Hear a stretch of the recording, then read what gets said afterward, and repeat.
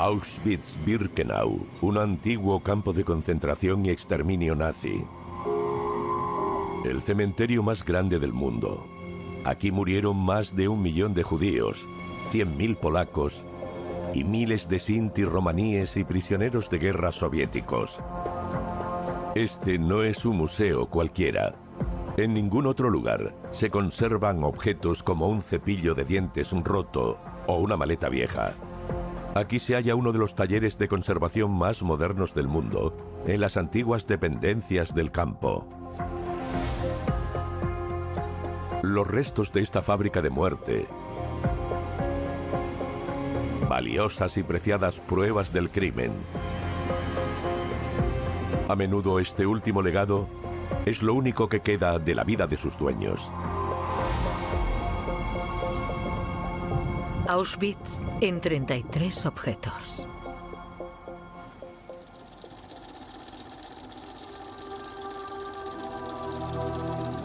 El pan y la sopa eran lo único que me importaba. Yo era un cuerpo. O más bien, la parte de un cuerpo. Un estómago hambriento.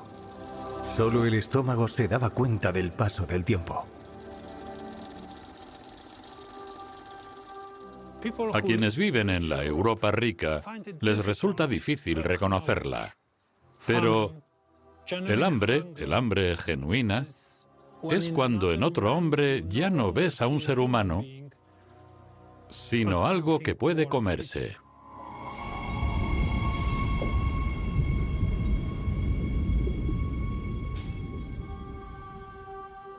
Hacia el mediodía, los prisioneros obtenían su almuerzo de estos calderos, un cuenco de sopa en polvo disuelta en agua, con un poco de sémola, nabos o patatas.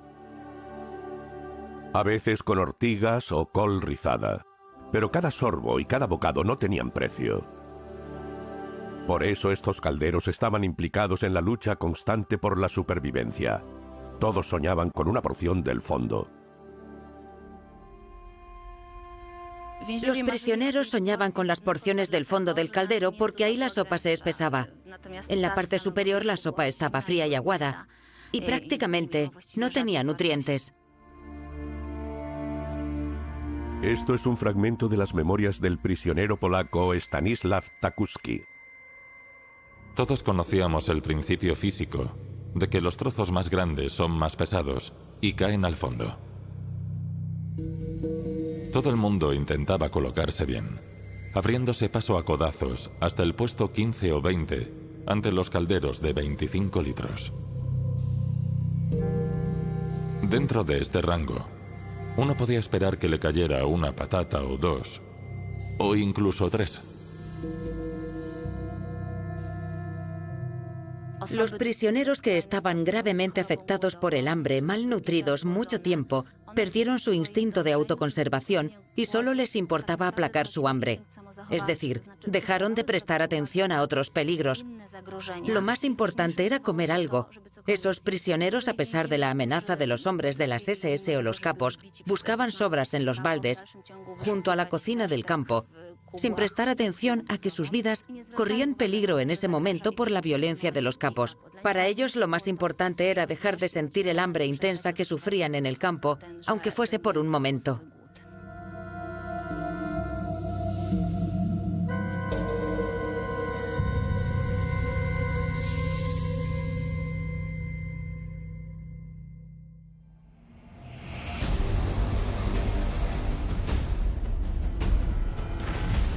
Junio de 1940. Esta foto muestra a un grupo de polacos que son trasladados a la estación de tren desde la prisión de Tarnów. Aún no saben que pasarán a la historia como el primer transporte de presos políticos polacos a Auschwitz.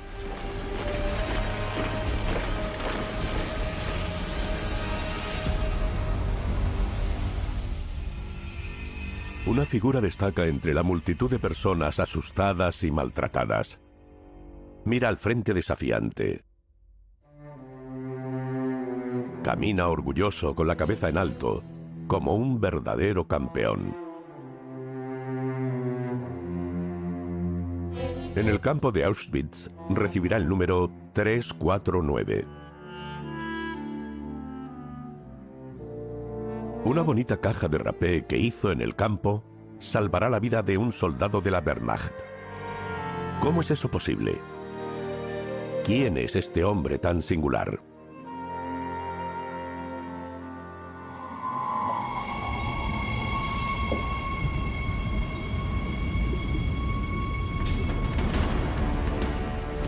Pasará el año 1931 a la historia de los saltos de esquí. El público de la localidad italiana de Ponte di Legno observa atentamente pese al frío. Bronislav Čech salta, vuela, vuela, vuela, y aquí está. Bate el récord mundial, 79 metros y medio. Bronislav Čech nació en Zakopane, en una familia pobre. Cuando tenía 12 años, ganó una competición de esquí, y el premio fueron los primeros esquís propios. Con esos esquís siguió entrenando. No solo en Zakopane, también en Krynica ha vuelto a demostrar que no solo es el mejor saltador de esquí polaco, sino uno de los mejores saltadores europeos. Bronislav Čech, entre los mejores deportistas del año 1928. Bronislav Čech, el esquiador más versátil del mundo.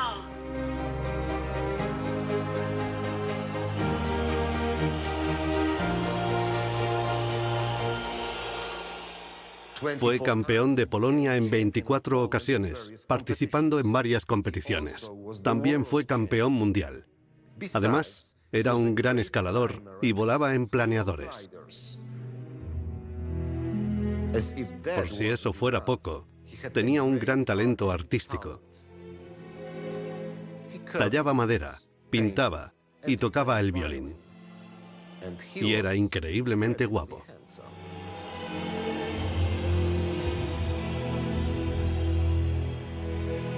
¿Es este deportista, 8 veces olímpico y 24 veces campeón de esquí polaco, el hombre de la foto? Y de serlo, ¿cómo es que en junio de 1940 iba en el primer tren con destino al campo de exterminio más grande del mundo?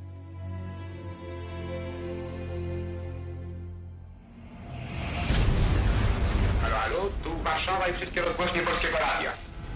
Dziś rano o godzinie 5:40 oddziały niemieckie przekroczyły granicę polską. 1 de septiembre de 1939. La Alemania nazi ataca Polonia. A pesar de su heroica resistencia, los polacos no tienen ninguna posibilidad. Siniestras banderas con la esvástica ondean ya sobre Zakopane. Čech se une inmediatamente al movimiento de resistencia clandestino. Pero los alemanes ya están tras la pista de personas como él.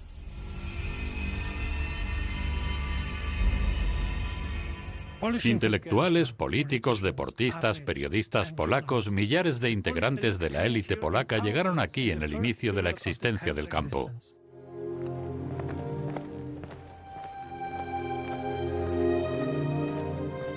A diario los prisioneros de Auschwitz sufrían palizas constantes, hambre, enfermedades y trabajo forzado. Era una muerte lenta. Sin embargo, Čech tuvo una oportunidad, una oferta inusual. Debía comparecer ante el mismísimo comandante Rudolf Höss. Y había otros 2 oficiales alemanes esperándolo, ambos esquiadores antes de la guerra.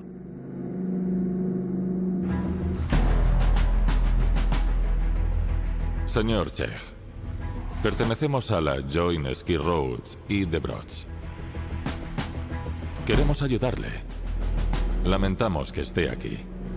Por favor, ¿podría enseñarles a esquiar a nuestros jóvenes? ¿Qué elegir? ¿Aceptar una oferta tentadora y sobrevivir? ¿O rechazarla y esperar la muerte? Pero un verdadero campeón nunca se arrodilla. Así recordó la reacción de Čech, uno de sus compañeros de prisión. Este honesto montañero, severo consigo mismo, se negó y echaba espuma por la boca ante el atrevimiento de hacerle esa propuesta. La negativa del orgulloso polaco molestó al comandante Hoss. Pero Czech no sufrió represalias. Al contrario, los alemanes decidieron hacer uso de sus talentos artísticos.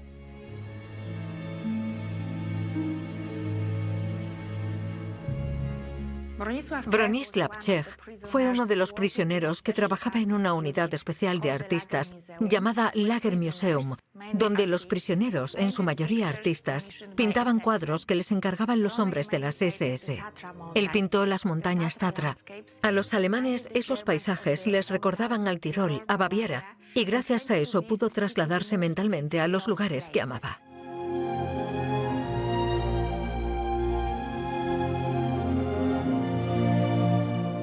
Las cartas que los prisioneros podían enviar a casa de vez en cuando eran un remedio temporal para la nostalgia. Algunas frases superficiales en alemán controladas por la censura del campo.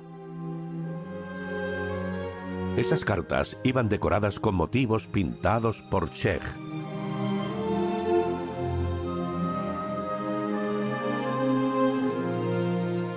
Las cartas solo podían ir escritas en alemán, y para eso, Bronislav Czech recibió la ayuda de otro prisionero, Józef Polak. Czech era un hombre de honor y quiso mostrarle su gratitud. Escuchemos los recuerdos de Józef Polak. En la caja de rapé que encontraron en el campo, en la cara inferior de la tapa, está la firma tallada de Bronislav Czech. Este pequeño y bello objeto pronto saldría de Auschwitz y muy lejos en Italia le salvaría la vida a un soldado de la Wehrmacht. Por desgracia, nada salvaría al propio Bronislav Czech. El arte podría haberlo salvado porque, como contaron sus compañeros del campo, separarse de las montañas fue muy doloroso para Bronislav Czech. Mientras trabajaba en el Museum del campo, donde podía pintar, conservó la salud y la vida. Pero cuando en febrero de 1944 los alemanes cerraron el Lagermuseum y destinaron a esos prisioneros a otro trabajo, su salud comenzó a empeorar, perdió las ganas de vivir y tras unos meses murió en el hospital del campo. Bronislav Czech pagó conscientemente el precio más alto. Pudo entrenar a esquiadores alemanes en los Alpes, pero eligió el honor y la patria. Incluso en el campo siguió siendo un verdadero campeón. Su cuerpo hermoso y atlético, ya devastado por la tuberculosis, sería incinerado en los hornos. Sus amigos del campo quisieron despedirlo con honores. Cubrieron su cuerpo con flores y en un carro lleno de cadáveres, en silencio, lo llevaron al crematorio. En la historia de Auschwitz, semejante despedida fue toda una excepción.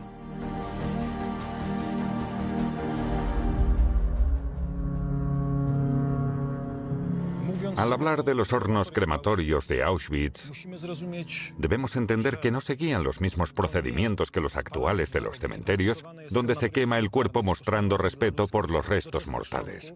Estos eran hornos fabriles reconvertidos para la incineración masiva de cuerpos.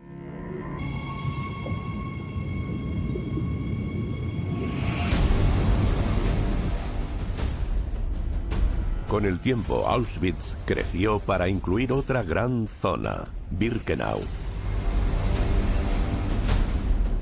Desde la primavera de 1942, el campo, al inicio destinado mayoritariamente a los polacos, se convirtió en el principal lugar de exterminio de los judíos europeos.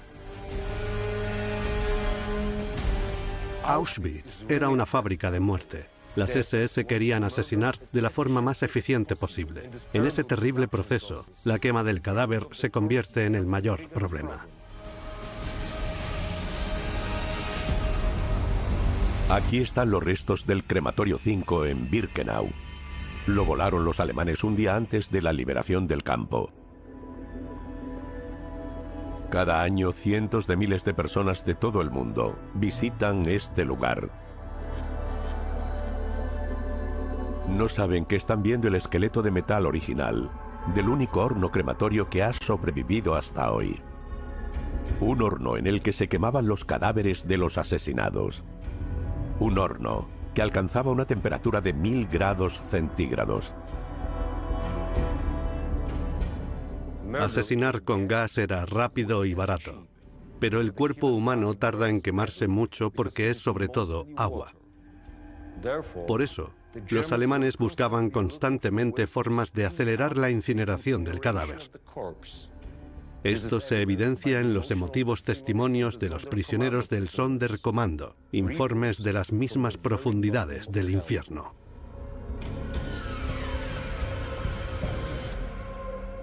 Los alemanes inventaron un sistema especial. Llegaron a la conclusión de que los hombres eran más delgados, las mujeres tenían más grasa y los niños eran más carnosos. Por lo tanto, hombres, mujeres y niños debían ser quemados juntos. Así la quema era más efectiva. La orden es que los niños debían ir colocados entre un hombre y una mujer. Un niño era, como decían los alemanes, un añadido. Los hornos eran obra de Toff e Hijos de Erfurt. La empresa se enorgullecía de más de 60 años de experiencia con clientes satisfechos en todo el mundo. Hasta nuestros días ha llegado un impactante documento en el que sus ingenieros calculan con precisión la eficiencia de los hornos de Auschwitz y Birkenau. En 24 horas podían incinerarse hasta 4.756 cuerpos. Los miembros de Sonderkommando dijeron que la cifra era aún más alta. Tenemos que recordar que esos cálculos se hicieron suponiendo que solo se incineraran hombres adultos. Pero en Birkenau, los hornos se usaban sobre todo para mujeres, niños y adolescentes. Así que la capacidad aumentó drásticamente.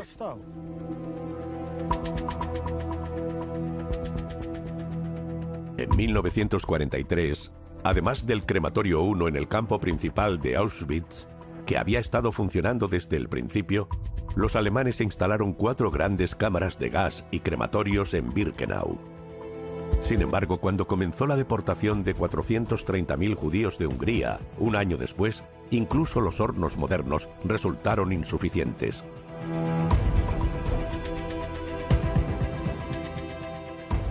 Se cavaron 4 fosas cerca del crematorio 5, en las que se quemaban los cuerpos de las víctimas gaseadas.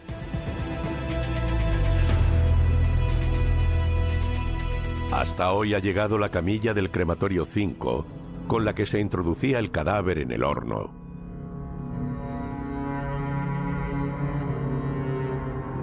Lo que quedaba de una persona eran ceniza y huesos sin quemar. Escuchemos una vez más los recuerdos de Henrik Mandelbaum.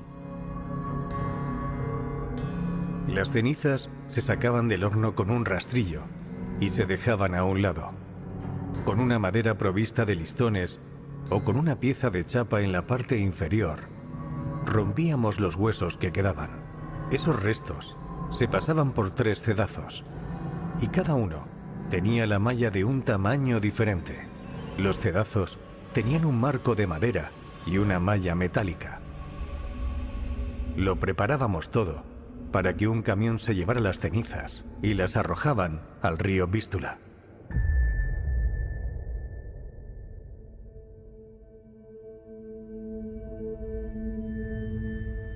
La fábrica de muerte de Auschwitz produjo muchas toneladas de cenizas humanas que fueron arrojadas al río Vístula.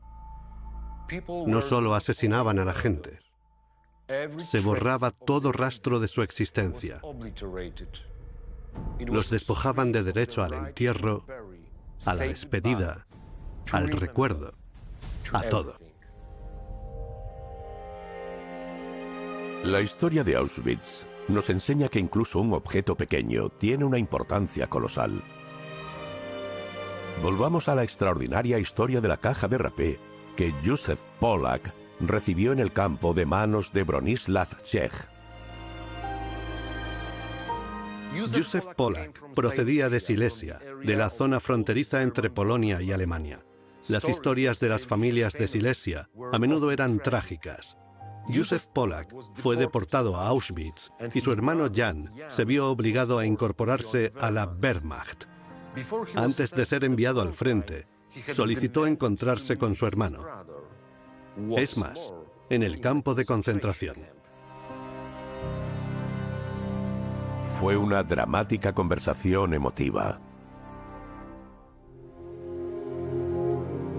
Jan Polak, con uniforme de la Wehrmacht, frente a Józef Polak, con su uniforme a rayas. Józef quería dejarle un recuerdo de despedida a su hermano, pero como prisionero no tenía nada en el campo, solo la caja de rapé que talló Bronislav Czech. Escuchemos la extraordinaria historia del soldado de la Wehrmacht.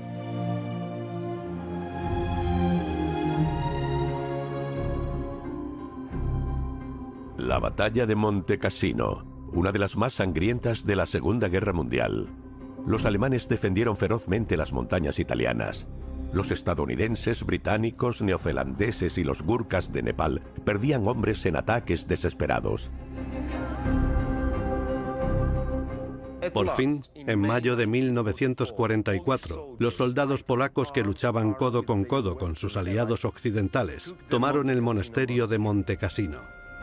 Después de la batalla, miles de soldados de la Wehrmacht fueron hechos prisioneros. Entre ellos Jan Polak. Estaba en grave riesgo. ¿Cómo podía probar que no era un traidor y que fue obligado a estar en la Wehrmacht? Escuchemos los recuerdos de su hermano. Se encontró con soldados polacos que no tenían tiempo que perder con los cautivos. De los soldados que lo interrogaban, al menos 2 de ellos procedían de Zakopane. Al ver la caja de rapé que les enseñó mi hermano, creyeron la verdad, que era un polaco obligado a servir en la Wehrmacht, que tenía a su hermano en el campo de exterminio de Auschwitz y que yo le había dado la caja de rapé tallada por Bronislav Czech. Mi hermano fue liberado, se unió al ejército polaco y luchó con los aliados hasta el final de la Segunda Guerra Mundial. Logró regresar a casa con la caja de rapé. Todo comenzó con un hermoso gesto. El campeón de esquí Bronislav Czech quería agradecerle a su amigo del campo que le ayudara a escribir cartas a su familia. Él perdió la vida en Auschwitz, pero salvó la vida de otro hombre, siendo un auténtico campeón hasta el final.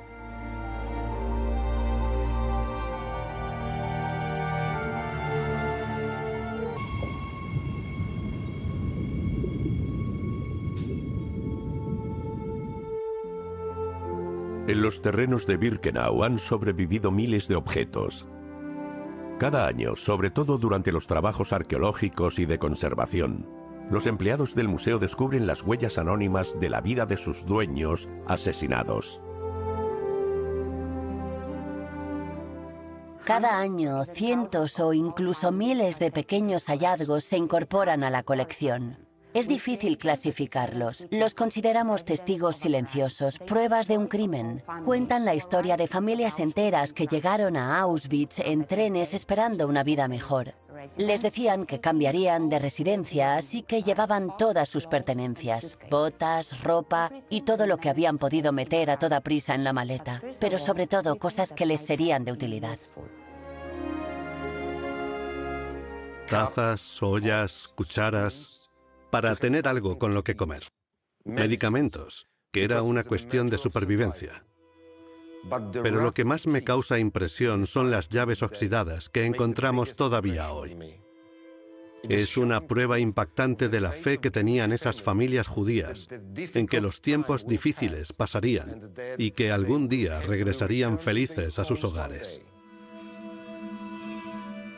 Los alemanes almacenaron las llaves de sus amadas casas para desecharlas como algo sin valor. inútil. Y hoy, cuando encontramos alguna de esas llaves, las conservamos como la más valiosa reliquia.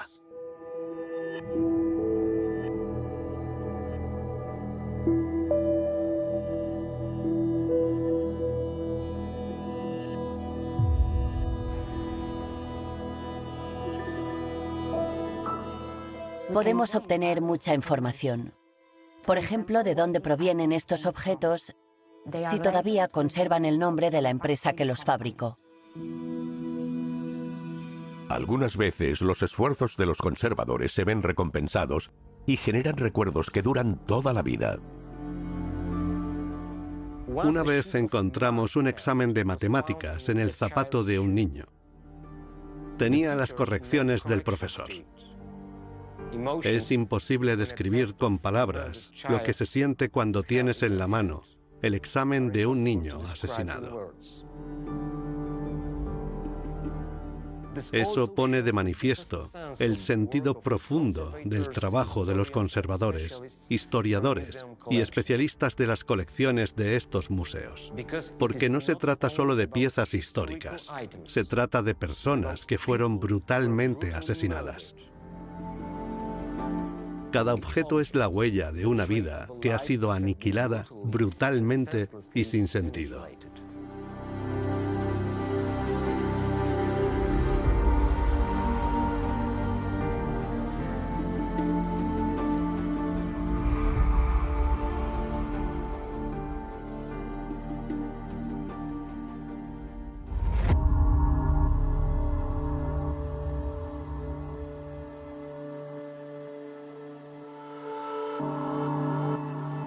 Pero Auschwitz no fue solo un campo de concentración y exterminio. Era mucho más que eso. Era la propuesta de una vida cómoda para los colonos alemanes en el este. Un modelo de la ciudad alemana del futuro.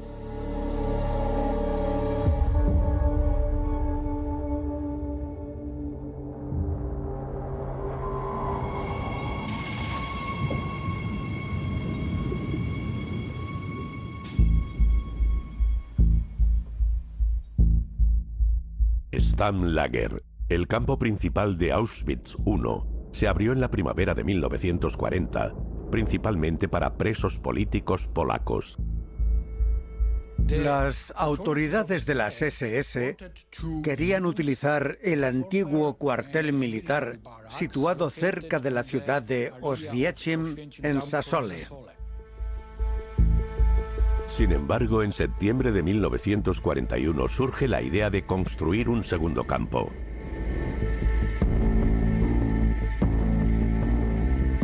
Estaría ubicado en la aldea desalojada de Brzezinka. Los arquitectos y urbanistas se ponen a trabajar con entusiasmo y diseñan Auschwitz II-Birkenau, un nuevo campo gigantesco situado a 2 kilómetros de Stammlager. Inicialmente está pensado para miles de prisioneros de guerra soviéticos, pero las SS cambian de prioridades. 20 de enero de 1942. En una conferencia en una villa en Wannsee, cerca de Berlín, los dignatarios nazis discuten la llamada solución final de la cuestión judía. El Holocausto entra en su fase más terrible. Ha sobrevivido un protocolo de cuántos judíos de cada país debían ser asesinados. En total 11 millones de niños, mujeres y hombres. Por eso Auschwitz II-Birkenau debía combinar dos funciones: un gigantesco campo de concentración y un campo de exterminio con cámaras de gas.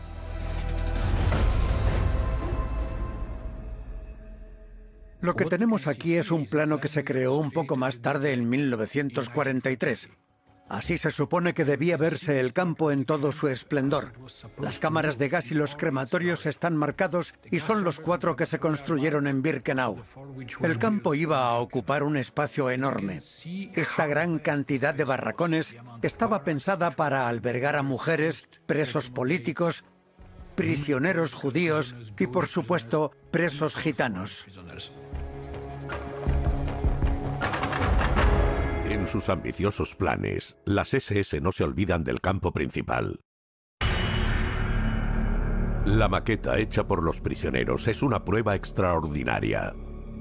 Ya en 1941, unos prisioneros que tenían ciertas habilidades escultóricas fueron contratados por las autoridades del campo para preparar una serie de maquetas que debían ilustrar el desarrollo del campo de concentración de Auschwitz, incluyendo la parte nueva de Auschwitz. 50 bloques de ladrillos en total. Y una enorme plaza para unos 30.000 prisioneros. Luego estaba el sector con las viviendas para suboficiales y las oficinas para líderes de alto rango de las SS que visitaran Auschwitz.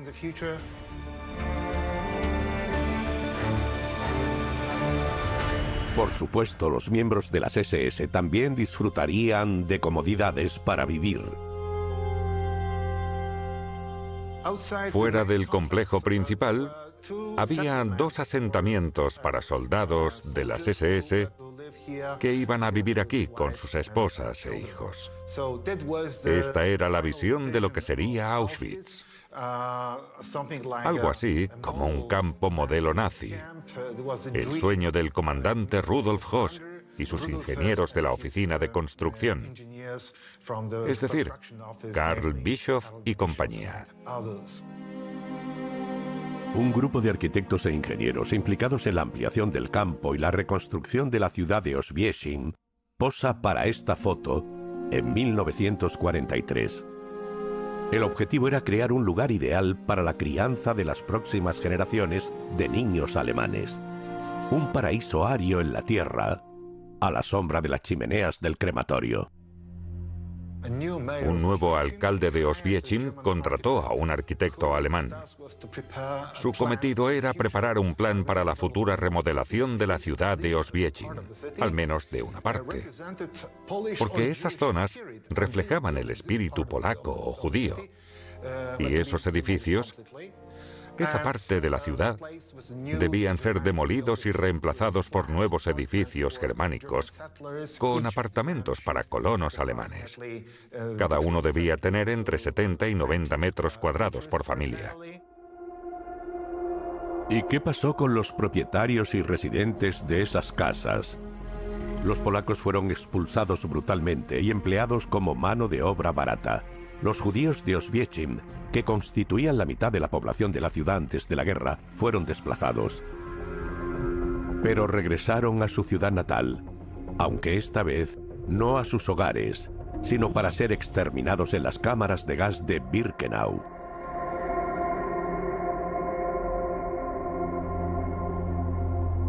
Las derrotas en el frente torpedearon los planes alemanes. Oswiecim no se convirtió en una ciudad modelo alemana.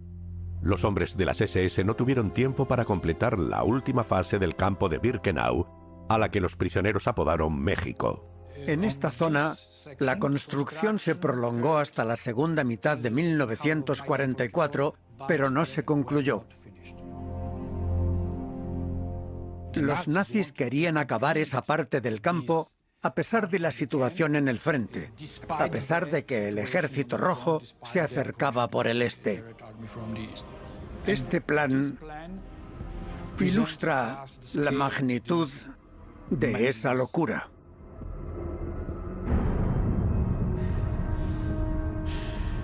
Se completó más de la mitad del plan alemán para matar a 11 millones de judíos europeos. Asesinaron a 6 millones de niños, hombres y mujeres. Más de 1 millón solo en Auschwitz-Birkenau. De no ser por la derrota del Tercer Reich, esta fábrica de la muerte hubiera sido aún más eficiente.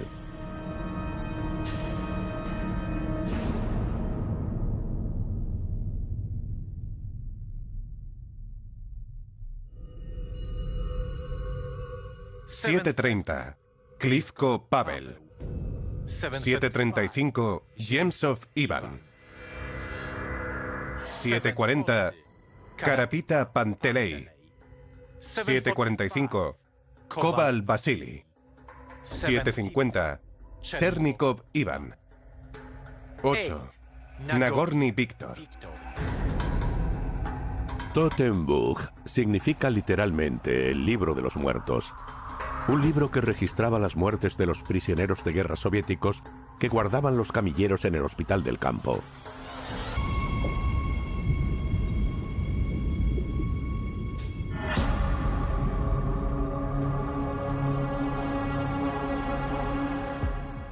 Al leer el libro, prestamos atención a dos hechos. Primero, los intervalos de tiempo que indican la hora de la muerte. Se registraban las muertes a intervalos regulares de 5 a 10 minutos. El libro de los muertos cubre un periodo de menos de 5 meses. En total, se registraron 8.320 muertes de prisioneros. Eso significa que durante ese periodo una media de 58 prisioneros de guerra soviéticos morían cada día. ¿La causa? El 22 de junio de 1941, la Alemania nazi atacó a la Unión Soviética. Cientos de miles de soldados del Ejército Rojo fueron capturados. Los alemanes los trataron con una brutalidad excepcional, como subhumanos, peor que animales. Los alemanes también se vengaron de la feroz resistencia de los soviéticos en el frente oriental. Witold Pilecki, un prisionero polaco fundador de la resistencia en Auschwitz, recordaba uno de los métodos preferidos por las SS para asesinar a los soviéticos. Los cautivos eran obligados a estar de pie. A veces en ropa interior, a veces desnudos. En el frío. Sobre todo por la mañana o por la noche. Los alemanes se reían, diciendo que la gente de Siberia no debería tener miedo al frío. Oíamos los gemidos de los hombres que se helaban hasta morir.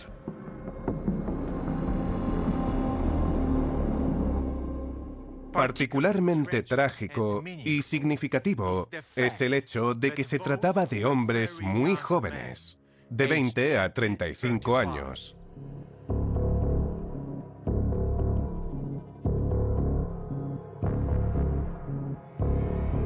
Antes de que los escrupulosos alemanes comenzaran a registrar sus muertes en el libro de la muerte, un grupo de unos 300 prisioneros de guerra soviéticos sirvieron como conejillos de indias. Escuchemos los recuerdos de un prisionero.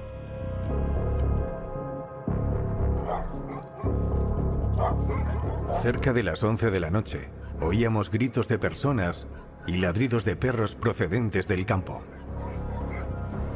Pronto, nuestros ojos vieron cientos de figuras de hombres uniformados con abrigos.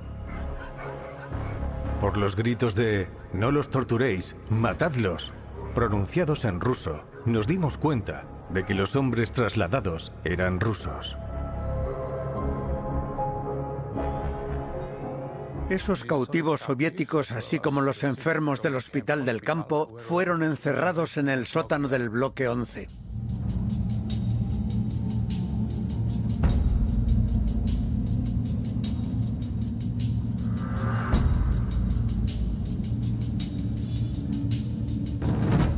Todas las aberturas del sótano se taponaron para evitar que entrara aire.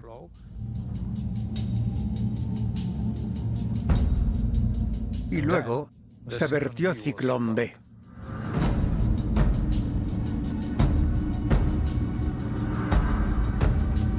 Fue en septiembre de 1941 el primer intento documentado de utilizar este gas para el exterminio masivo.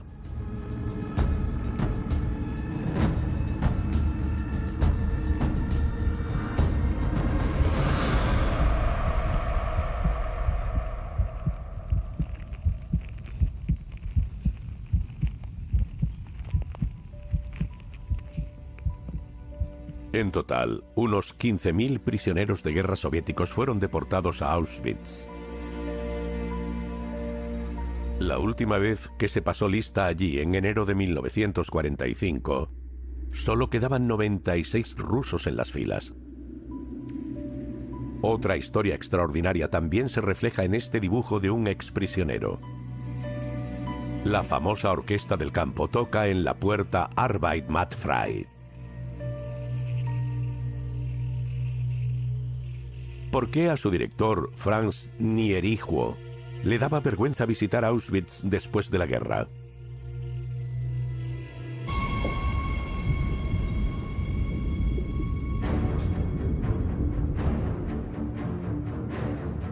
Esta es la batuta de Franz Nierichwo.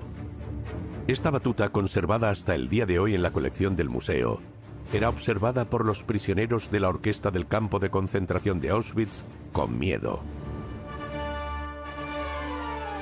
Completamente concentrados, no podían permitirse el lujo de cometer errores, ni una sola nota equivocada.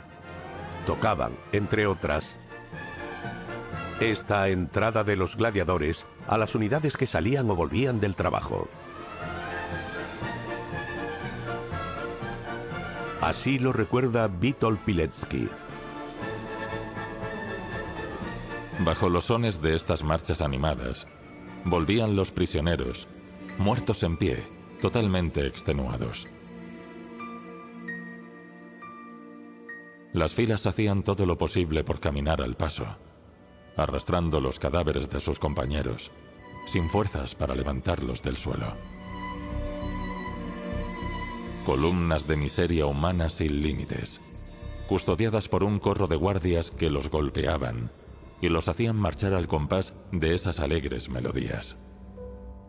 ¿Para qué crearon la orquesta del campo? No fue una ocurrencia de Auschwitz, porque había orquestas en otros campos. Primero se les asignaron funciones representativas. Tocaban en las visitas de oficiales o jerarcas de alto rango de las SS.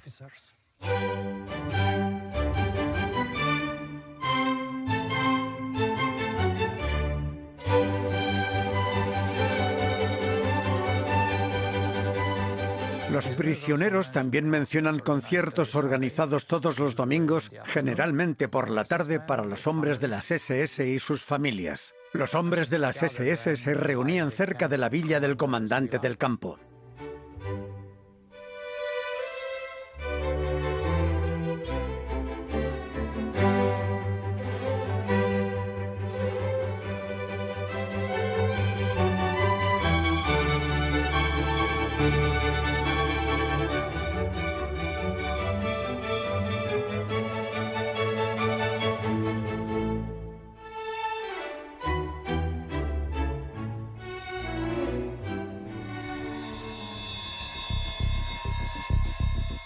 ¿Por qué la orquesta tocaba marchas rápidas? Para marcarle el ritmo a los comandos, que eran los grupos de trabajo. Para que los prisioneros no perdieran un solo segundo. Así irían más rápido y harían el cruel trabajo esclavo para el Tercer Reich.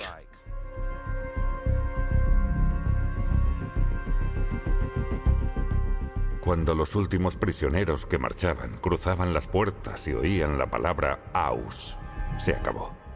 Dejaban de tocar en el acto. Aunque no hubiera acabado la pieza.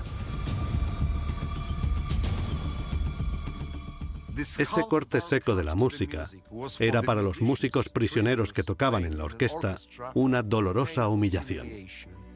Era la confirmación de que la música no importaba. Se trataba de atormentar a la gente hasta su muerte. Uno de los prisioneros dijo que el grito de Aus era para él como una bofetada en la cara.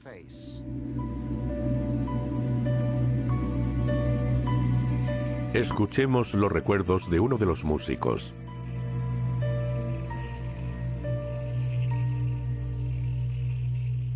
En una ocasión, los trompetistas se distrajeron y siguieron tocando un par de notas. El director de la orquesta, Franz Nierichwo, dejó la batuta y se acercó a los trompetistas. Uno de ellos se quitó las gafas porque sabía que iba a recibir un golpe.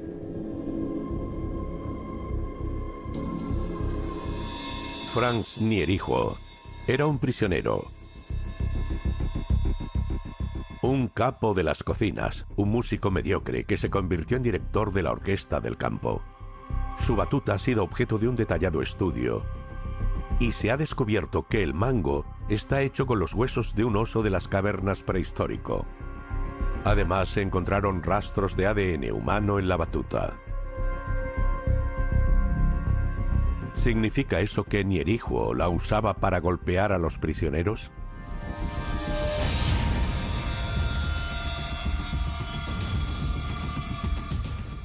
Venía de Silesia, pero no hablaba bien polaco ni alemán.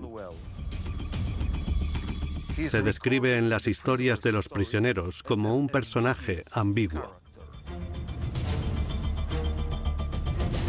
Al parecer tenía mucho cuidado con la calidad de las interpretaciones, tanto en los conciertos como en los ensayos.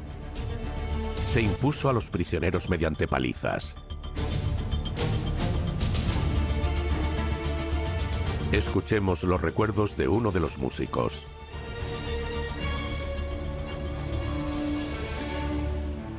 Habíamos estado ensayando la Rapsodia húngara, pero llegó el momento y nada.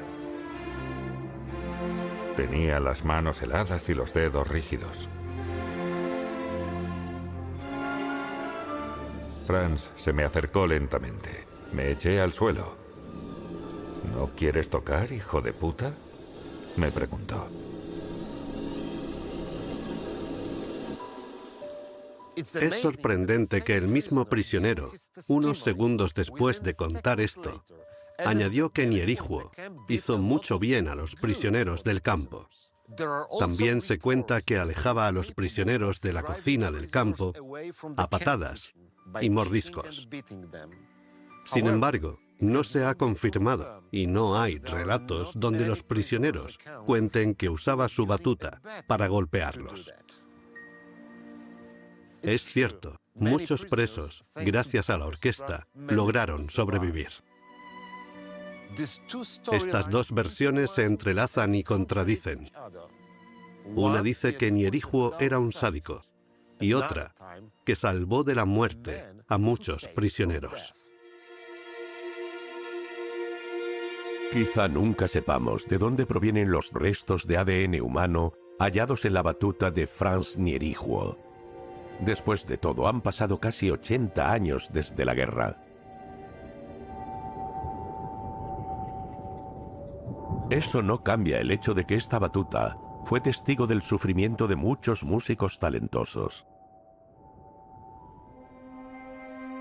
La figura de Franz Nierichwo es un misterio. En 1944 se alistó voluntariamente en la Wehrmacht. Cuando salía del campo, una multitud de prisioneros se despidió del traidor y brutal director con abucheos y silbidos. Después de la guerra fue condenado a 12 años de prisión.